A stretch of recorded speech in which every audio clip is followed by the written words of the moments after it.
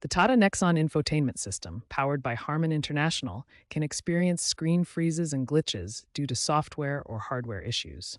There are three primary methods to address these: reboot, factory reset, and specific screen freeze fixes. A reboot is a soft reset that clears temporary glitches without losing data. Simply press and hold the power button on the unit for 10 to 15 seconds until the system restarts. This is the first step for minor issues. A factory reset wipes all user data and settings, restoring the system to its original state. Access it through Settings, then System, Reset, Factory Reset. The default PIN is 0000. Always back up important data first, as this is for persistent issues. For screen freezes, start with a reboot.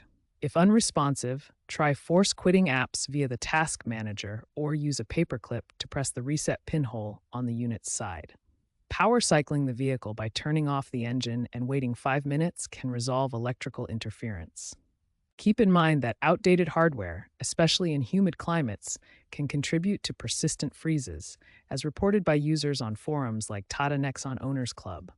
For recurring issues, consider professional servicing. If basic resets don't resolve the issue, consider environmental factors and potential hardware faults. A common issue reported in user forums involves faulty USB ports causing freezes, especially during monsoon season.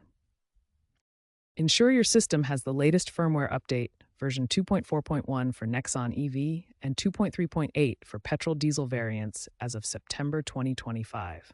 These can be obtained via the Connected Car app or during servicing.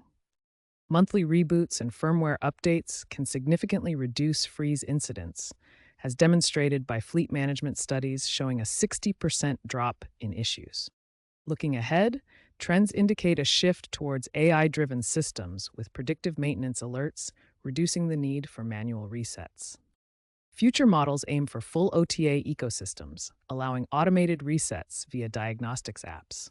If problems persist, professional servicing is recommended, as DIY resets could void warranties if mishandled.